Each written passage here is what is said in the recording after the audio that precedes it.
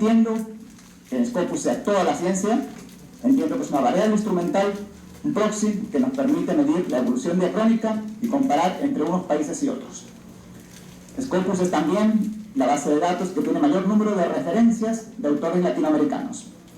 No el mayor número de revistas, pero sí el mayor número de referencias de autores latinoamericanos. Y esto por la manera en la que se contabilizan los registros de artículos y se clasifican por países.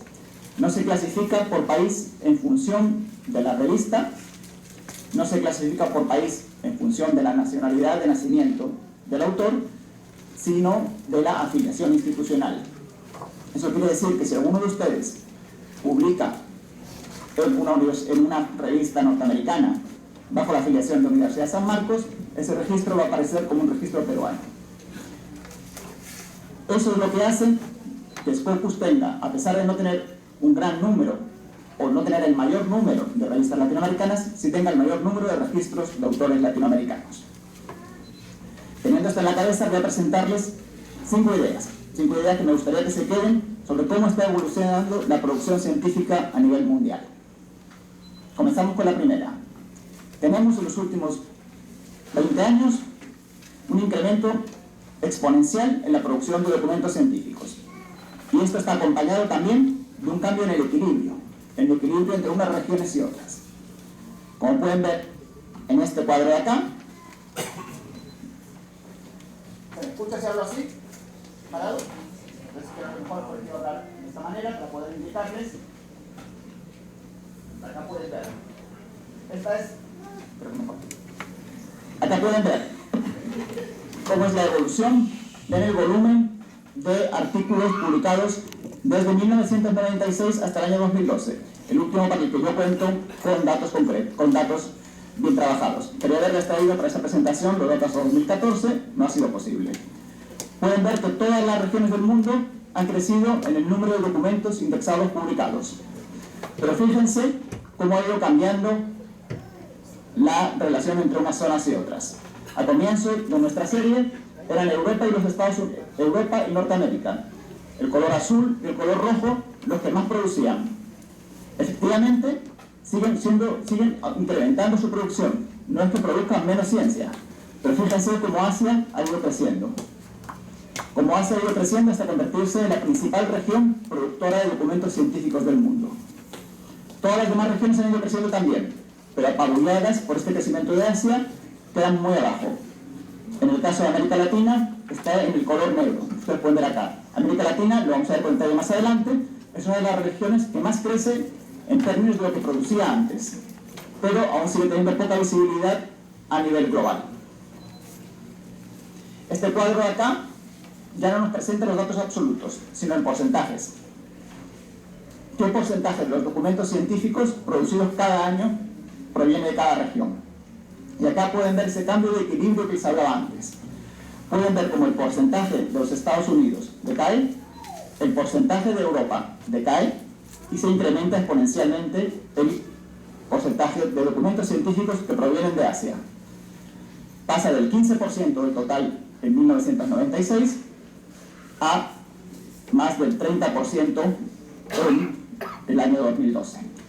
Acá no he traído los datos, los pueden ustedes encontrar en el documento que tenemos publicado en el Instituto de Estudios Peruanos.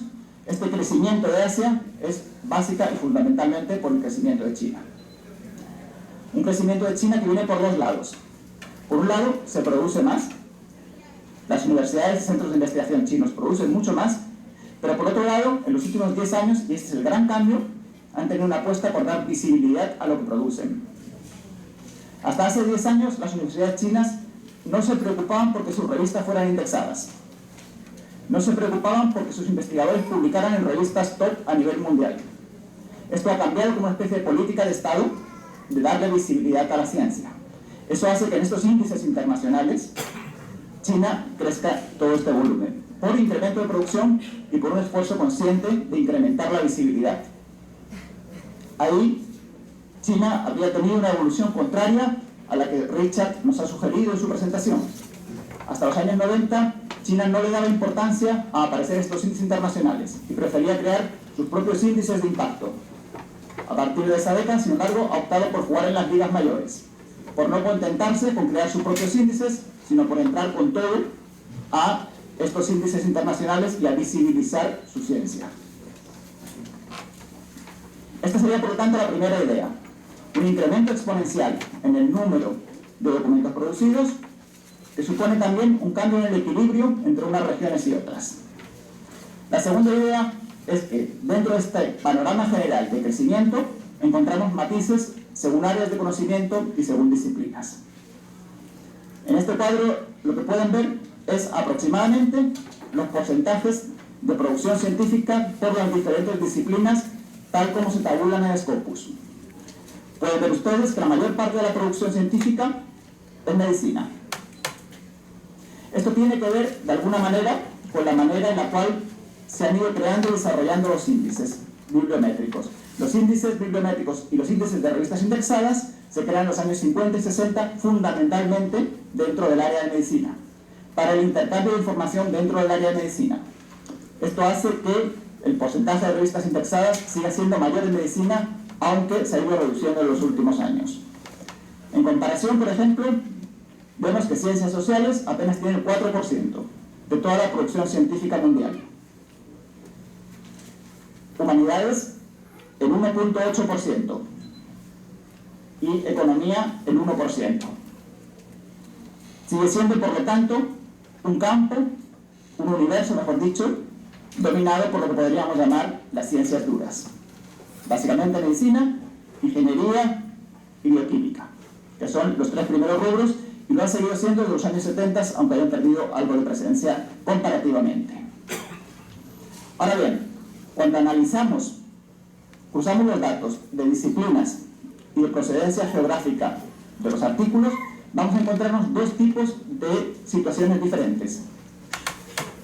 Por un lado tenemos disciplinas en las cuales el cambio ha sido exponencial en los últimos años, en las cuales el auge de Asia ha sido mucho más marcado de lo que ha sido en el conjunto total. Es el caso de la ingeniería.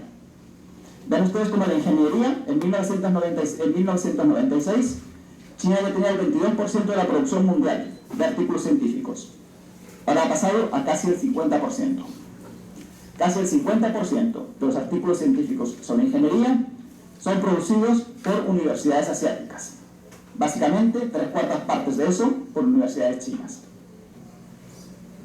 En cambio, en porcentaje, no en número total, vean cómo decae la producción procedente de los Estados Unidos, que baja desde aproximadamente el 40% hasta el 20%, y decae más levemente la producción de Europa. Esta es una disciplina en la que hemos tenido un cambio de liderazgo muy pronunciado en los últimos 20 años. En cambio, hay otras disciplinas que siguen un perfil más tradicional. Acá pueden verse el caso de las ciencias sociales. También hay cambios en los últimos 20 años, pero muchísimo más matizados. Dentro del universo de las ciencias sociales, los centros de producción dominantes siguen siendo Europa y Norteamérica. En el caso de la producción norteamericana, baja desde el 50% hasta el 35%, la producción europea sube un poco. La producción asiática también sube acá, pero muchísimo menos que en las ciencias duras. Apenas el 10% de la producción en ciencias sociales proviene de Asia. Tenemos entonces una incorporación masiva de Asia al mundo de las revistas indexadas, pero una incorporación que es también muy selectiva, que se enfoca en algunas disciplinas concretas, básicamente en las disciplinas de ingeniería y en las que tienen una aplicación inmediata. Esta sería la segunda idea con la que quiero que se queden hoy. En primer lugar, repasamos un incremento de la producción a nivel mundial. En segundo lugar, matices en la manera en que han cambiado los equilibrios entre unas regiones y otras, dependiendo de las disciplinas de conocimiento de las que hablamos. La tercera idea ya la he adelantado en su presentación Richard. Vamos a pasar al lado de Latinoamérica. ¿Qué encontramos en América Latina? La principal noticia es una brasileñización de la ciencia latinoamericana. Un predominio cada vez mayor de los centros de producción científica brasileños en cuanto a su visibilidad internacional. Lo podemos ver en este cuadro de acá. Lo que vemos es cómo ha ido evolucionando el total de documentos científicos producidos en América Latina en estos 20 años. La producción latinoamericana pasa de ser estos números. Esto de acá. La línea azul corresponde a esta columna de acá. Pasa de tener 20.000 documentos indexados en 1996 a más de 100.000 documentos indexados en toda la región y en todas las disciplinas. Es decir, en nuestra región se multiplica por 5 la producción científica en estos 20 años. En términos de porcentaje, esto implica que la participación latinoamericana en la ciencia mundial se incrementa también. Pasamos de producir el 2.2% de todos los documentos que se producen a nivel mundial a algo más del 4%. Quizás es un incremento limitado, pero si lo miramos en términos de la región, implica que casi hemos doblado nuestro papel en toda la producción científica mundial.